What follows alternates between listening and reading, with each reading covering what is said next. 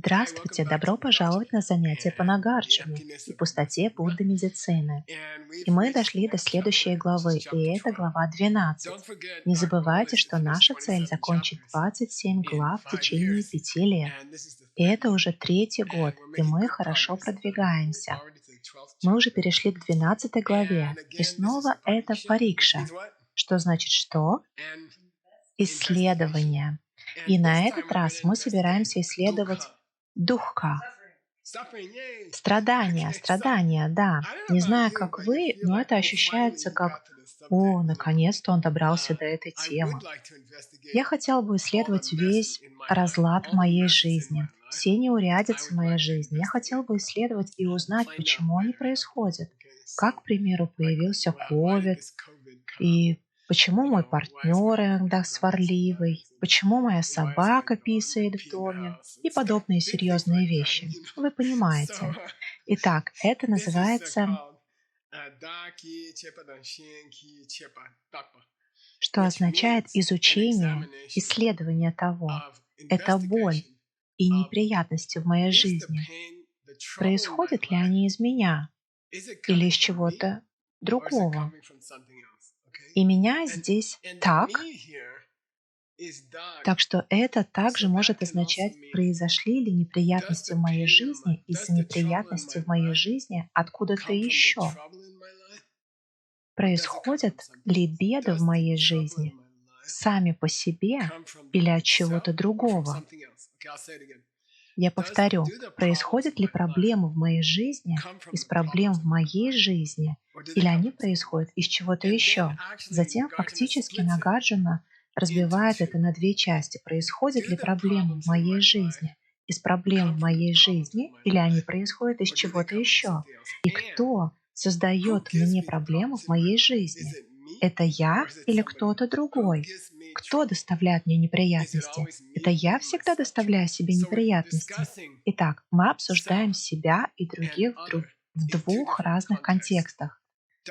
Вызывает ли боль сама себя или что-то еще вызывает боль? Это я причиняю себе боль? Я причиняю себе боль или кто-то другой причиняет мне боль? Итак, это вопросы, которые мы исследуем в главе 12. Перейдем к первому стиху.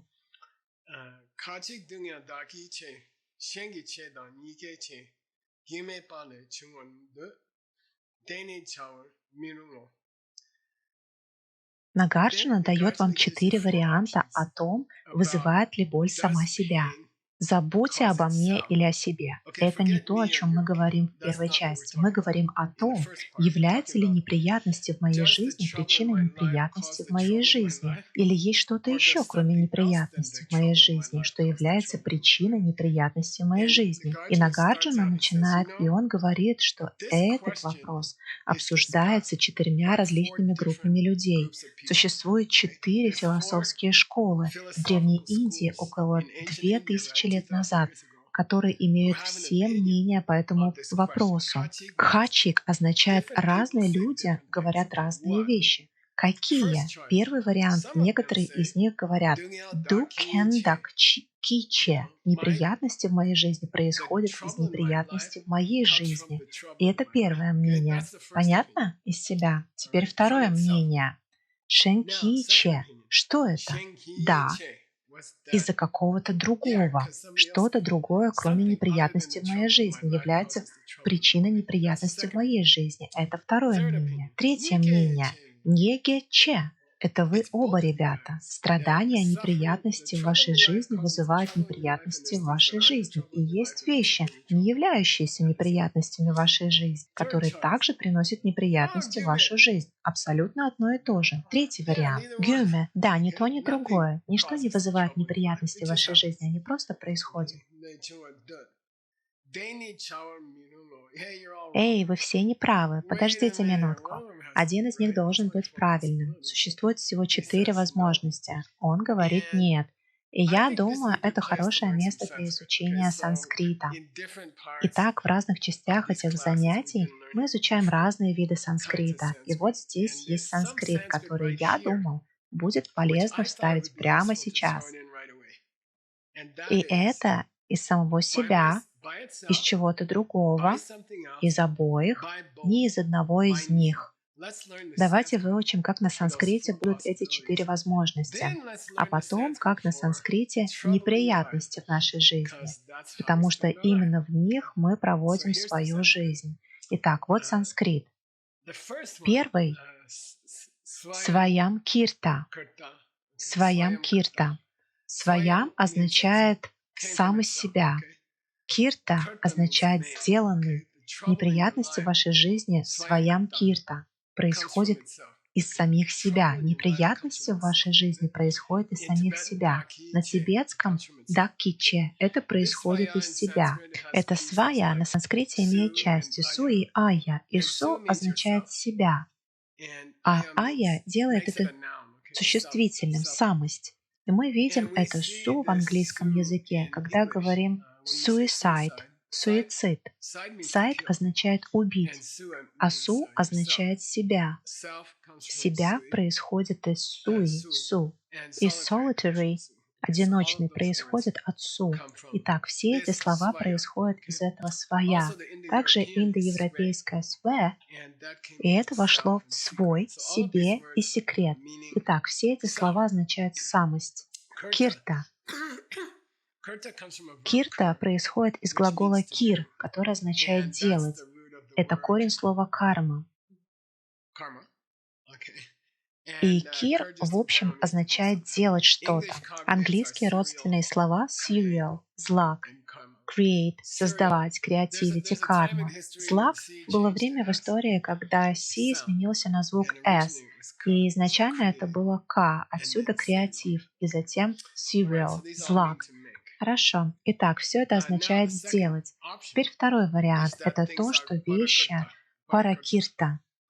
Неприятности в моей жизни происходят от чего-то другого, нежели от неприятностей в моей жизни. Или неприятности в моей жизни вызваны не мной, а кем-то другим. Второй выбор. Пара означает кто-то другой, другие ребята. Теперь третий выбор. Два бьян кирта. Два бьян кирта. Неприятности в моей жизни исходят от обоих. От меня и других людей, или от себя самого и от других вещей, от того и другого. Два означает два. Вот почему в цифре 2, two, есть буква W. Также, например, W — это B. В слове bicycle — велосипед, например. И слово divide — разделить. Или четвертый выбор. Ахетука. Хету означает причина. Причина А? Нет, нет, хорошо. К означает сделанный этим, да, не сделанный причинами, а хетука. Последняя возможность заключается в том, что неприятности в вашей жизни приходят к вам случайным образом. Это происходит не по вашей вине и не по вине других людей. Это не возникает само по себе. Это не возникает из чего-то другого. Мне нравится это слово «дукхам». Я имею в виду, что мне нравится «дукхам», но не нравится это слово. «Дукха». «Дух» означает «дус». В этом контексте «с» меняется на «ха». Итак, «дус» означает «плохой». Называли ли вы людей нецензурными словами в вашей средней школе? Простите, забудьте об этом. «Дус» означает «плохой». В английский язык оно вошло как dys, dis.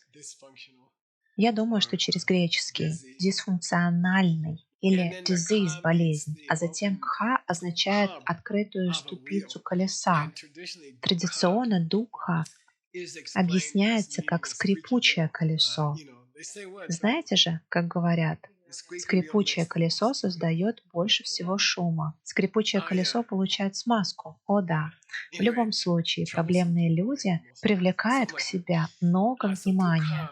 Что-то в этом роде. Итак, дукха традиционно является как плохое крепление колеса на вашей телеге.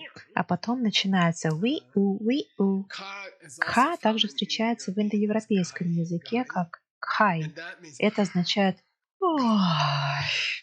«хай». Это означает «зевота» или «раззевать рот». Так что дукха, по большому счету, это просто большой рот, большой злой рот. И это означает неприятности. Откуда взялась дукха? Откуда могли взяться проблемы? Это сваянкирта. Сваянкирта. Это как-то исходит от меня. Паракирта — это исходит от кого-то другого. Двабхьянкирта — исходит ли это от меня и других людей, или это ахетука, или это просто происходит, вещи случаются. Итак, это глава, которую мы будем рассматривать. Перейдем к следующему стиху.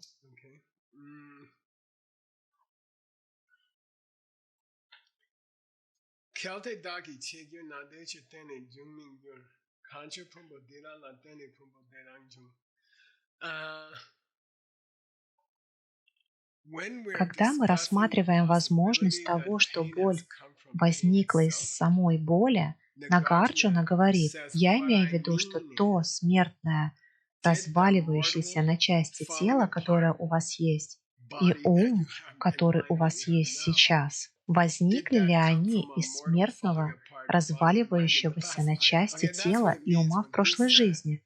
Вот что он имеет в виду, когда говорит, что страдание вызывает само страдание. Это природа вашего тела и ума страдать? И давайте рассмотрим возможность того, что ваше тело и ум разваливаются на части, и вы не можете остановить это обычным способом. И это смешно, что делают люди, пытаясь остановить это. Я думаю, что половина вещей, которые мы пытаемся сделать, чтобы остановить страдания, разваливание на части нашего тела и ума, они только ускоряют процесс разваливания на части нашего тела и ума. В любом случае, Калта говорит, он здесь, и так Нагарджуна говорит, когда я говорю о боли, исходящей от боли, на самом деле я имею в виду то, что является причиной ваших теперешних тела и ума, разваливающихся на части. И давайте рассмотрим первую возможность, что это происходит от плохих вещей в прошлом. У вас было тело и ум, которые разваливались на части, а затем это создало тело и ум, которые разваливаются на части. Так что поехали. Калте даки чек юна. Если проблемы, которые есть в вашей жизни, исходят из проблем вашей жизни, тогда мы можем сказать, что они не возникли в результате зависимости от чего-то другого. Если неприятности в вашей жизни вызваны неприятностями в вашей жизни, тогда можно сказать, что здесь нет никакой зависимости. То есть это не так, что, например, неприятности в вашей жизни должны зависеть от неприятностей в вашей жизни, потому что они уже являются неприятностями в вашей жизни. На самом деле, я должен сказать, что даже когда ты говоришь о страданиях, теперь Нагарджуна поправляет парня. Я бы сказал, что если у тебя есть тело и ум, которые разваливаются на части, это признак того, что раньше у тебя были тело и ум, которые разваливались до этого. То есть, возможно, в прошлой жизни у тебя были тело и разум, которые разваливались на части. Ты делал что-то, ты делал не очень хорошие вещи, потому что твое тело и ум разваливались на части. И вот теперь в этой жизни твое тело и ум разваливаются на части. Так что разваливание на части приводит к разваливанию на части. Это нормально. И затем, между прочим, он говорит, в таком случае, если боль вызывает боль, то мог бы ты произойти от своей смерти. И он говорит нет. Неправильно говорить, что разваливание на части тела и ума в вашей прошлой жизни вызывает разваливание на части тела и ума в этой жизни, потому что разваливание на части тела и ума началось в этой жизни, а та жизнь заканчивалась. Поэтому, если они одно и то же, у них не было бы причинно-следственной связи. Это не могло бы произойти из-за моей смерти. Я не могу прийти из своей смерти. Картинка.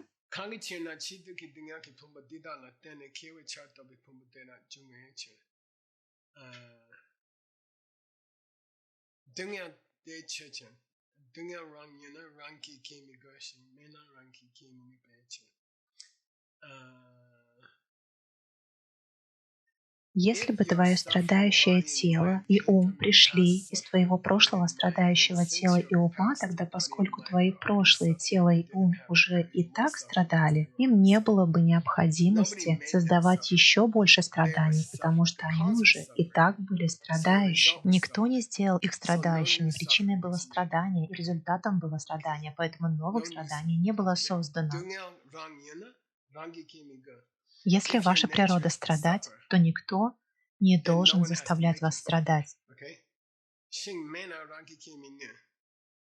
Если ваша природа страдания, то вам даже не нужно ничего делать. Вы все равно будете страдать. Если ваша природа не страдать, но вы пытаетесь заставить себя страдать, вы все равно не сможете это сделать. Если ваша природа не страдать, тогда ничто не сможет заставить вас страдать. Если ваша природа страдать, тогда не требуется никто, кто заставил бы вас страдать, потому что вы уже и так страдаете. Следующий стих.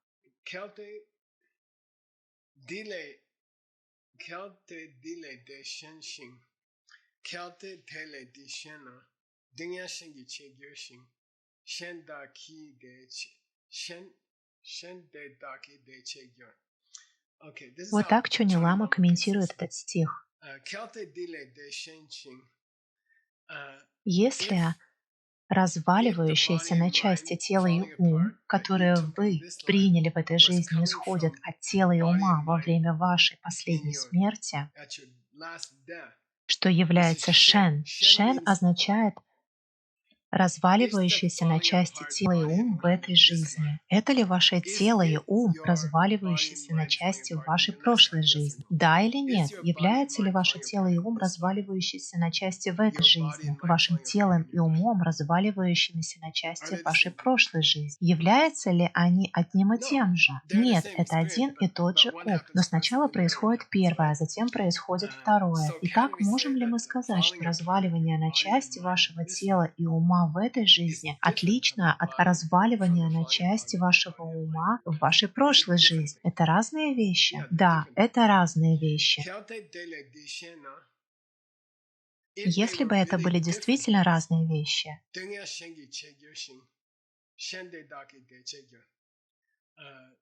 тогда вы могли бы сказать, если бы они были разными, может быть, вы могли бы сказать, что разваливание на части ваших тела и ума вашей прошлой жизни привело к разваливанию на части вашего тела и ума в этой жизни. Хорошо, если ваше тело и ум разваливаются на части вашей прошлой жизни, и поэтому вы совершали подобные поступки по отношению к другим людям, чтобы попытаться исправить разваливающиеся на части тело и ум, тогда вы получаете новые разваливающиеся на части тело и ум. Это одни и те же тело и ум. Или это разные тело и ум? Они различны, не так ли? Должно быть так. Значит, они никогда не соприкасаются. Они никогда не будут контактировать. Так же, как две вещи, которые никогда не вступают в контакт, могут влиять друг на друга. Когда вы ударяете по бильярдному шару, и он ударяет по другому шару, тогда должна быть точка, где они соприкасаются. И движение первого шара создает движение второго шара. Если ваше тело и ум, страдающие в прошлой жизни, вынудили появиться тело и ум, страдающие в этой жизни, то они должны были вступить в контакт в какой-то момент. Но если вещи существуют таким образом, как вы думаете, что они существуют, независимо от ваших семян, значит, они никогда не вступают в контакт. Мы уже проходили через это. И как ваша стопа Где находится средняя часть стопы? Где в прошлое встречается с настоящим? Где прошлое встречается с будущим? Между двумя вещами не может быть контакта, если они самосуществующие отдельно. Если они существуют сами по себе со своей собственной стороны, они не могут вступить в контакт, потому что они должны были бы пересекаться, а они не могут. Если бы они пересекались, то ваша прошлая жизнь должна была быть вашей настоящей жизнью на некоторое время. Они не могут соприкоснуться.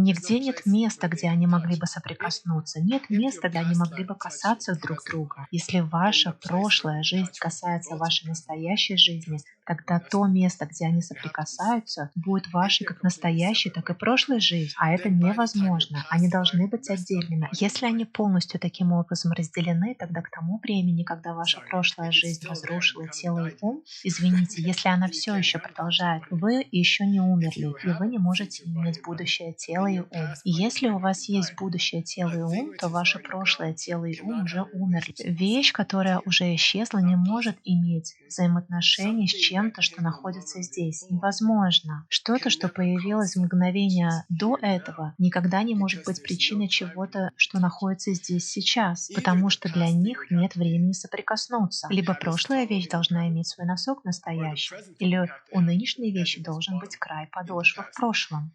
Кто-то должен был бы пересечь черту, чтобы они соприкоснулись. Понятно? А это невозможно. Это невозможно. Не обвиняйте что-то другое в причинах ваших нынешних страданий. Этого не может быть. Если этого нет, это ничего не может сделать. Если это не исчезло, вы все еще в своей прошлой жизни. Так, хорошо. У меня есть фотография пальца и кактуса.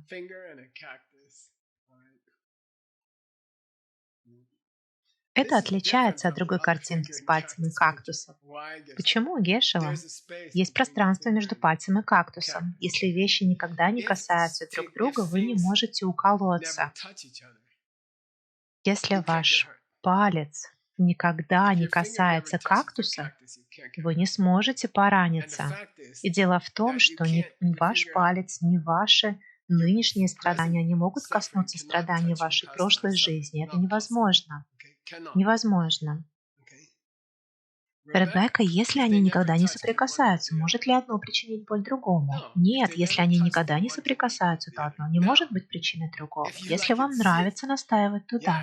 Страдания в моей нынешней жизни случаются. Забудьте, меня это не волнует. И страдания моей прошлой жизни вызвали это. Они касались друг друга? Нет. Может ли кактус повредить наш палец, не касаясь, если ваша настоящая жизнь может иметь проблемы, вызванные вашей прошлой жизнью, не касаясь? Да, могут. Отлично, тогда ты должен бегать вот так весь день. Ой, ой, ой. Почему? Потому что возле Феникса есть кактус, и он не должен касаться тебя, чтобы уколоть тебя. Хорошо, Гешел, это должно коснуться меня, чтобы уколоть. Тогда ваша прошлая жизнь должна касаться вашей настоящей жизни. Да, а что в этом плохого? Они должны перекрываться.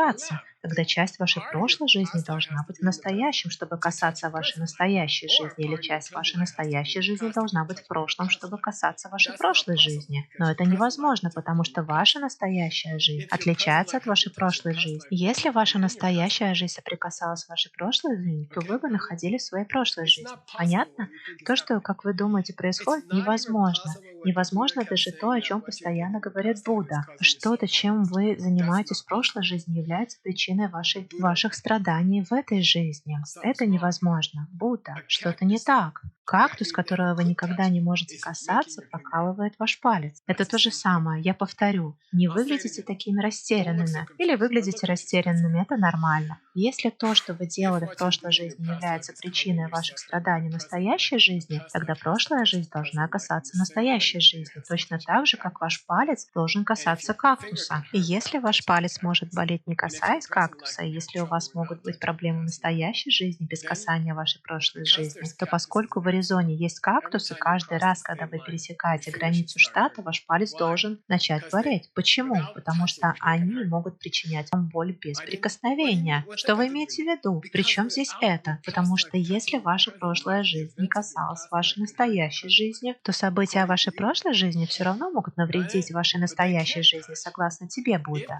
Понятно? Однако они не могут касаться. Если они касаются, то самое начало вашей настоящей жизни должно быть вашей прошлой жизни, или самый конец вашей прошлой жизни должен быть вашей настоящей жизнью. И тогда не было бы разницы между прошлой жизнью и настоящей. Это нелогично. Гешева, почему мы говорим об этом? Какому какое дело? Кому какое дело? Ведь вы не сможете перестать страдать, пока не выясните, откуда это происходит. И это не исходит из вашей прошлой жизни, потому что ваша прошлая жизнь не может соприкоснуться с настоящей жизнью. И откуда же это происходит? Вы поймете это хорошо. Следующий стих.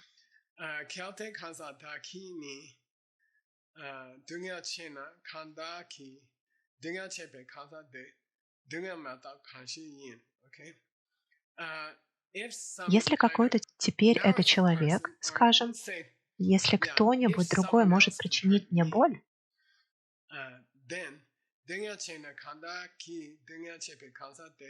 тогда тот человек, который причинил мне боль, должен причинить мне боль все время. Или же он станет самой болью. Если другой человек может причинить мне боль, значит, он и есть боль.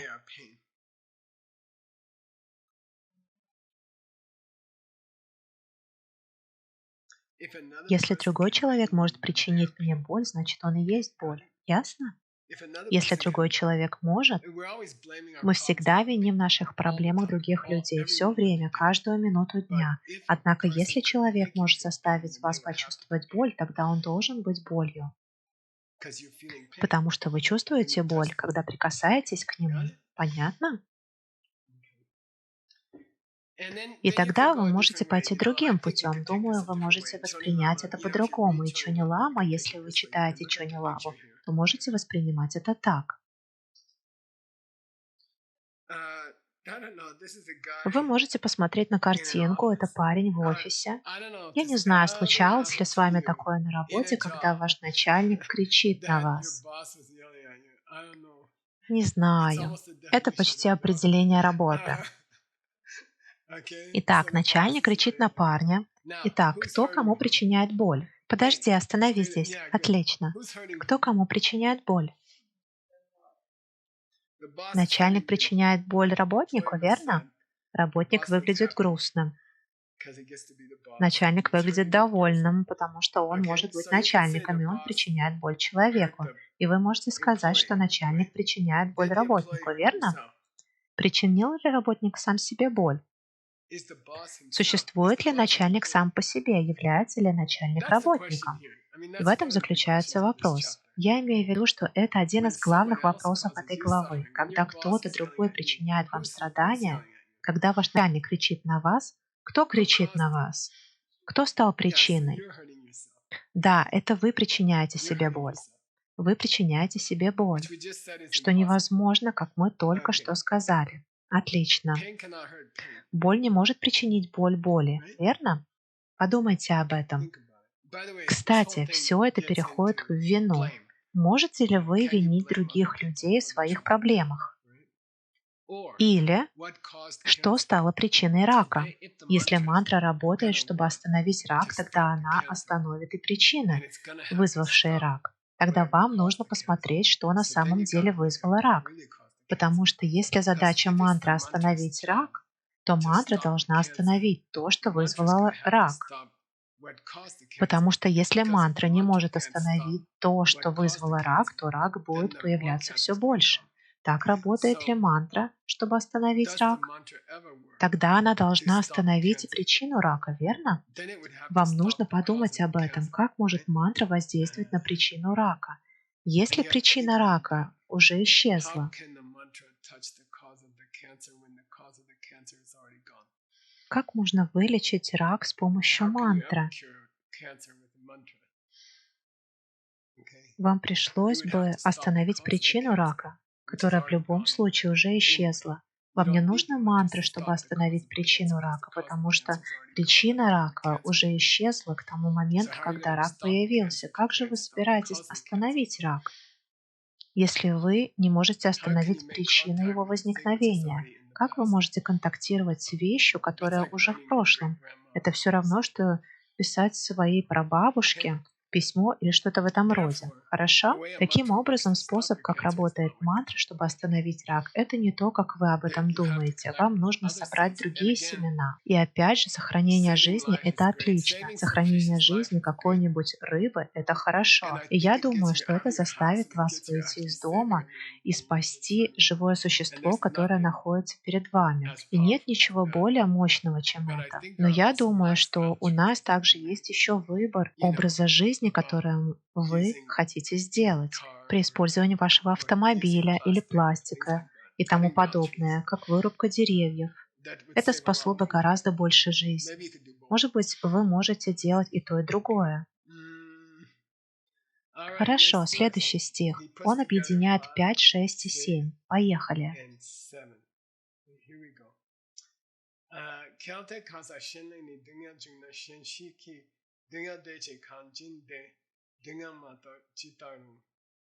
Если боль, которую я испытываю, вызвана, если другой человек может причинить мне боль,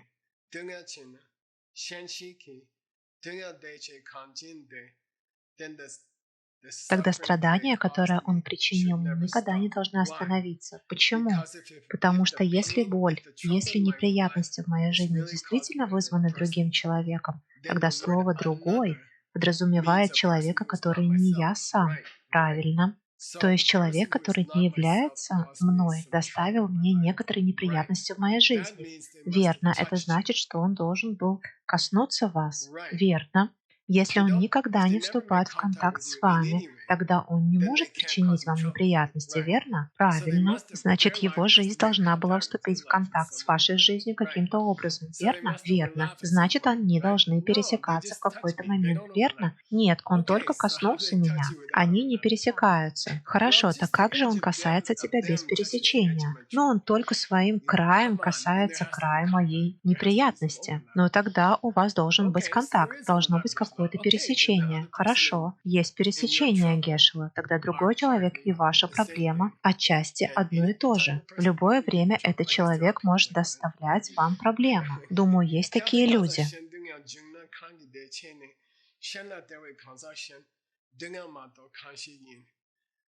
По вашему мнению, кто-то другой создает неприятности, проблемы в вашей жизни.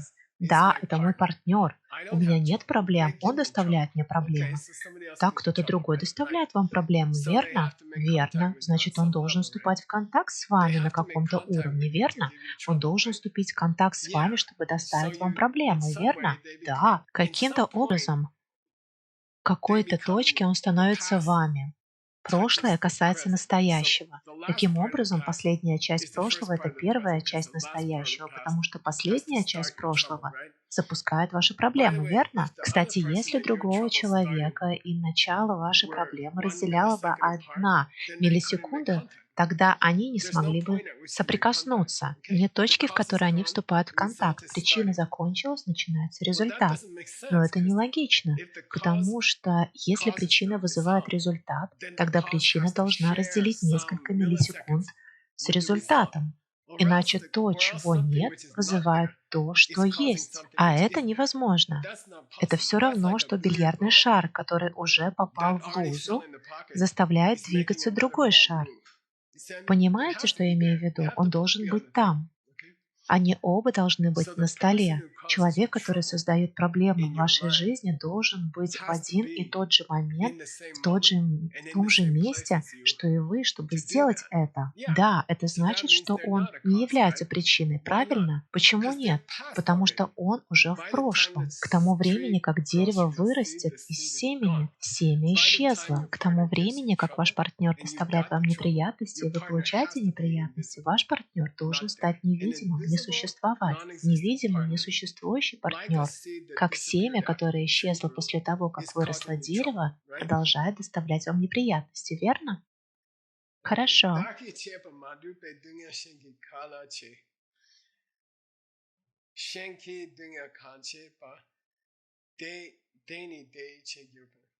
Так что другой парень — это теперь Чони Лама идет немного по касательной, и я пойду с ним.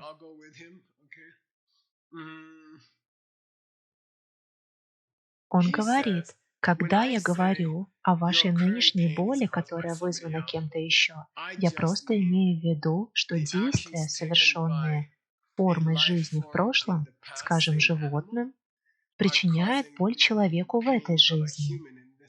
Я не говорю об одном и том же человеке. То было животное, а это человек. Я говорю о разных формах жизни, говорит он. Это возможно. Они не я.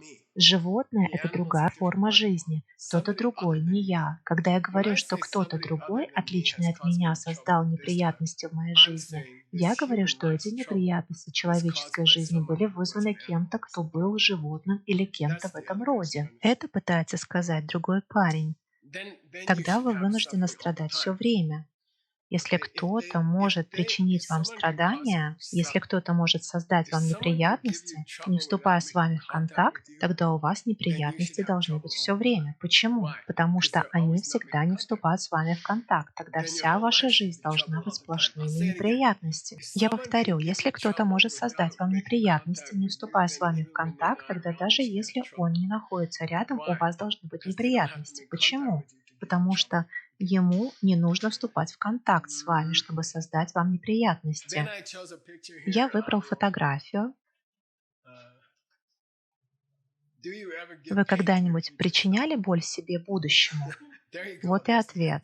Да-да-да.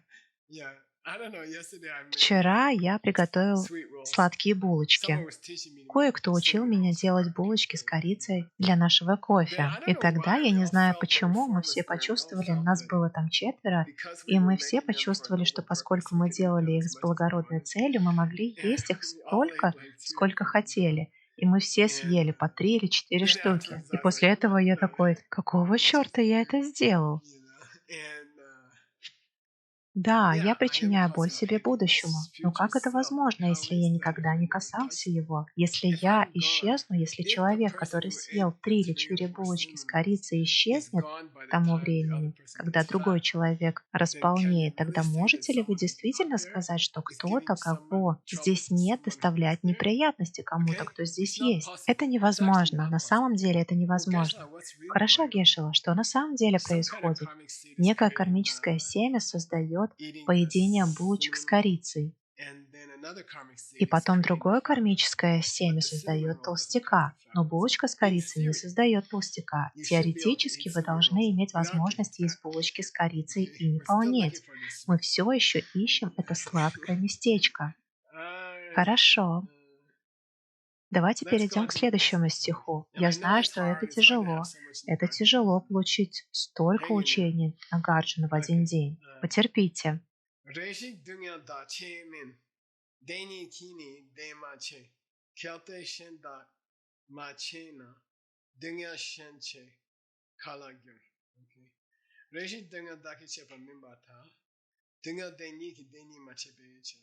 Вы не можете сказать, что боль вызывает боль, потому что боль, которая вызывает нынешнюю боль, должна была бы быть прошлой болью, и эта боль в прошлом должна была бы исчезнуть.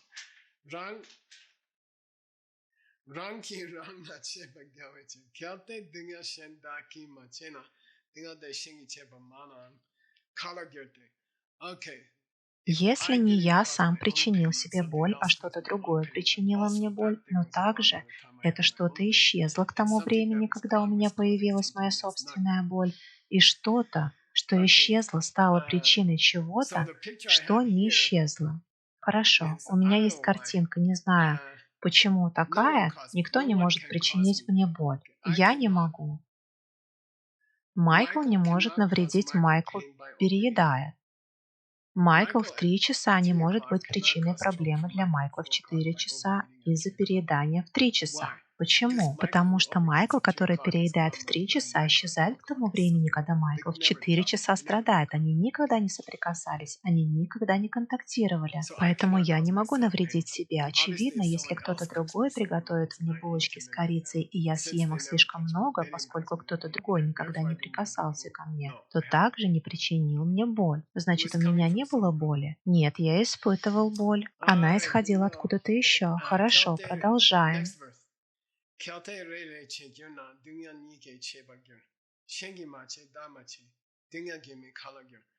Затем он бегло рассматривает 2 других варианта. Почему? Повторите. Оба и не один из двух. Да, оба и не один из двух. Оба Гешела и кто-то другой является причиной лишнего веса Гешела, или никто не является причиной лишнего веса Гешела. Ни Гешела, ни кто-либо другой не является причиной лишнего веса Гешела. Он просто отметает их оба. Хорошо. Картинку.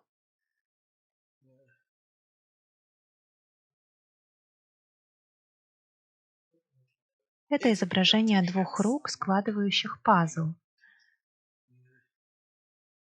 В любом случае, это не оба, я и кто-то другой, кто вызывает мою боль. И это никто не вызывает мою боль. Никто не вызывает мою боль. Это легко. Но Гешела, как вы можете говорить, что это не я и кто-то другой, кто вызывает мою боль? Потому что они исчезнут к тому времени, когда у вас появится боль. И то, чего нет, не может вызывать боль. Хорошо, мы продолжаем. Следующий стих.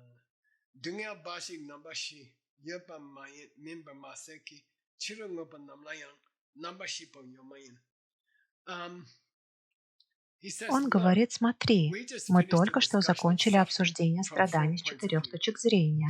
Является ли страдание причиной страданий? Вызывает ли что-то другое страдание? Является ли оба страдания само по себе и что-то другое причиной страдания? Или страдание случается ахетука, безо всякой причины вообще? И он говорит нет. Он говорит нет всем 4. Тогда он говорит, возьмите этот принцип и применяйте его ко всем в вашей жизни.